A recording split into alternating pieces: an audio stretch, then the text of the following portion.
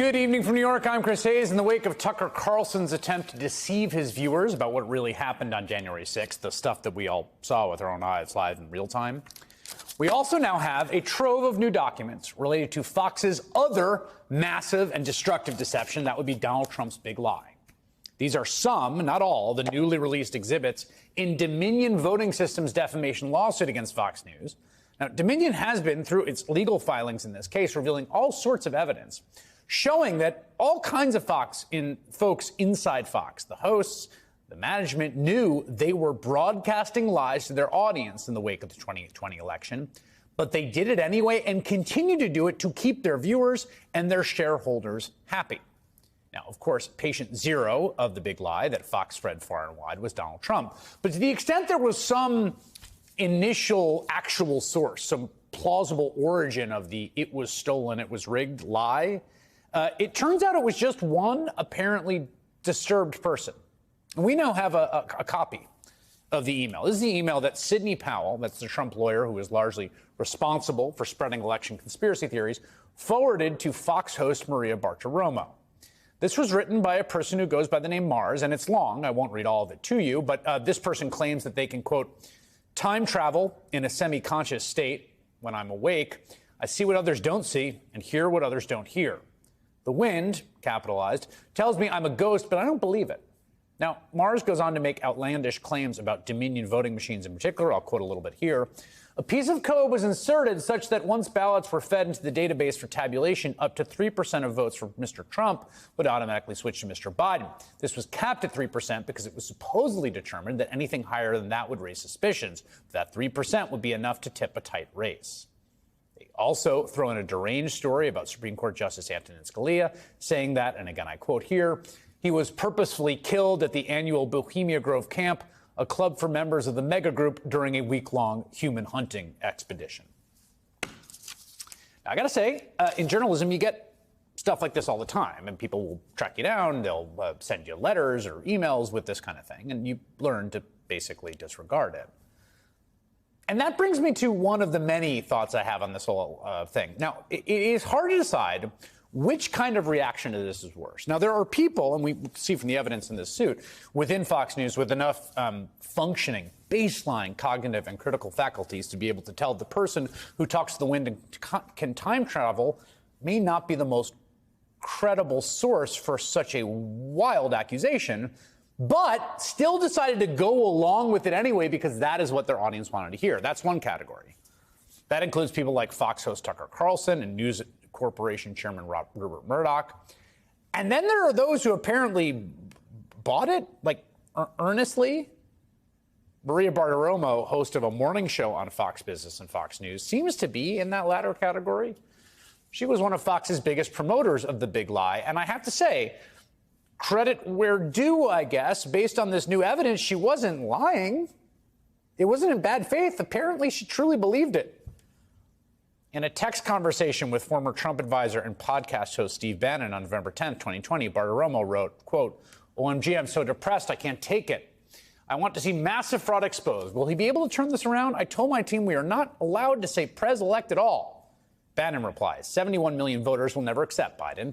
This process is to destroy his presidency before it starts, if it even starts. That's an interesting tell, isn't it?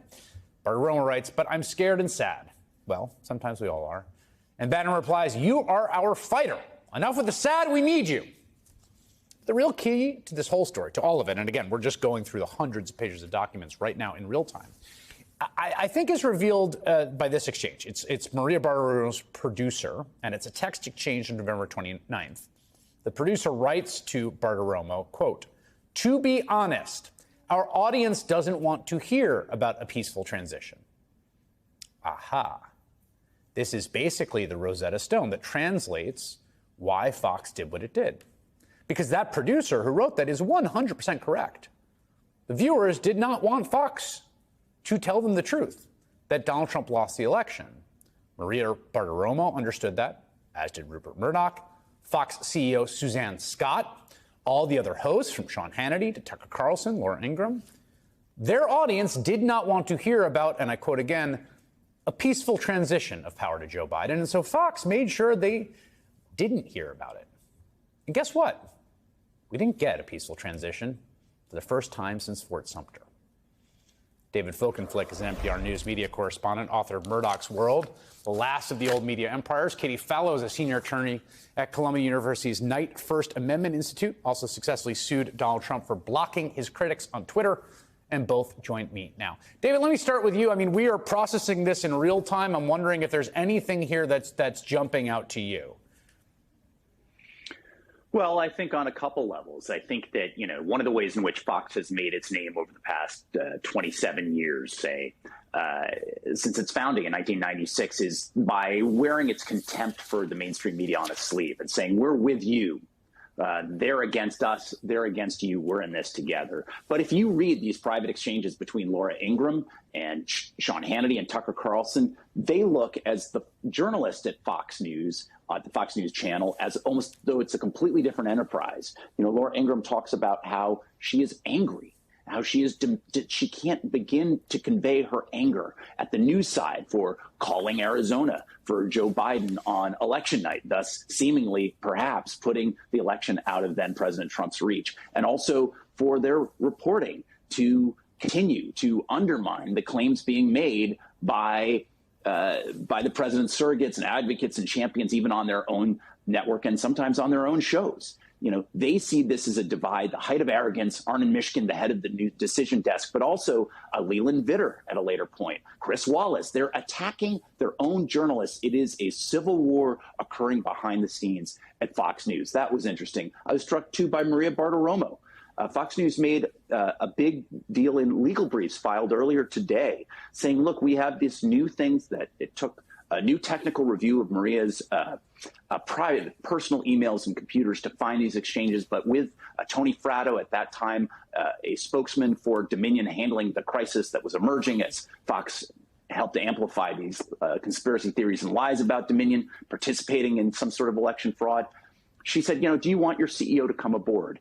And what you learned if you read the full exchange is that she said that amid saying, oh, my goodness, it's really terrible that you think Sidney Powell isn't telling the truth, my goodness. But behind the scenes, what she's saying to Steve Bannon just a few days before is her despair about the idea that Donald Trump has lost. And so you're not seeing anyone stepping up, whether it's those who seem to believe honestly, as you pointed out, that there was fraud committed in Maria Bartiromo, or those who cynically understand very well that there was none in their primetime lineup. Nobody's stepping up to say, you know what, our viewers may not want to hear this, but we need to present it to them all the same.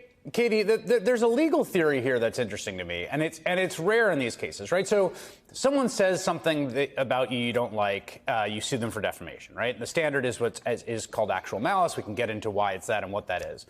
But here a lot of times it's like, well, the person really thinks you're this nasty name they called you, or they made a mistake and they said something about you that was an error in fact, which they just got wrong, right?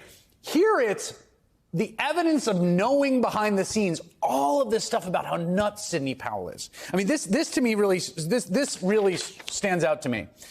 This is an exchange between Tucker Carlson and Ron Mitchell about one of the many famous press conferences, right, about the theory.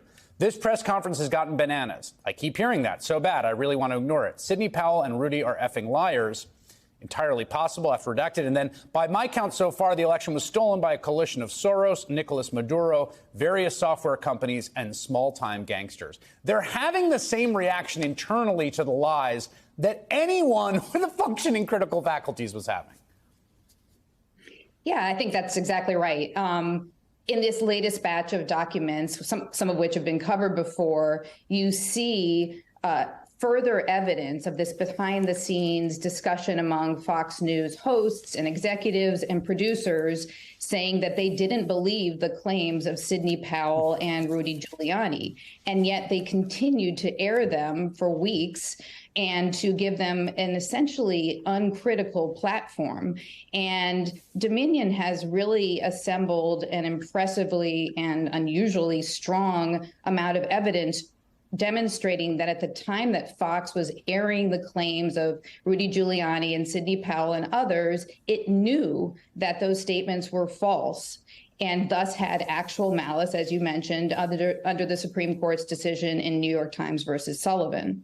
I mean, that's an important decision, and it plays a very critical role in our democracy by ensuring that the press and others can speak critically of the government and report on newsworthy events, including the president's big lie. But there is a limit to it. And I think that's what this evidence shows. There's also, you see, David, the contempt for Trump. They're all furious at him. They hate him. He's a destroyer. You see Tucker saying, we're all pretending we've got a lot of show for it because admitting what a disaster it's been is too tough to digest. But come on, there isn't really an upside to Trump. So they would never say this on air, of course, but they're all just, and I think it comes down to what is their attitude towards their viewer, which they talk about respecting. But instead, what comes across here is just this unbearable two-facedness that if you caught anyone else doing this that you worked with in a relationship who said one thing to your face and the complete opposite constantly behind the scenes, you would really doubt whether they're telling you the truth. Well, so there's this one moment in the deposition or the excerpts of the deposition, that while it's been redacted, withheld, of Rupert Murdoch, in which basically he makes clear he doesn't think there should have been an apology to Dominion. And there's a legal reason for that. You can see that in the filings that his lawyers are saying, we didn't do anything wrong. We were reporting something, and this is important for viewers to know, reporting something that's inherently newsworthy claims about a national election by the most important citizen of the country, the sitting president of the United States and his surrogates. That's there. But there's another reason why an apology would be really hard for Rupert Murdoch and Fox News to do, because they'd have to tell their viewers, hey, we told you something that wasn't true. And more than that, we knew it wasn't true. And more than that, we knew we shouldn't have been telling it to you or endorsing it as several of his hosts did or amplifying it uncritically as so many of his shows did. And that's a real bind for Fox News right now, because you know what? Right now, people inside Fox, and I've talked to a lot of them, know that they showed a kind of disdain and contempt and at best, patronizing their audience by saying they're going through the stages of grief, so we can't tell them the truth. And that's what we saw loud and clear in a lot of these documents.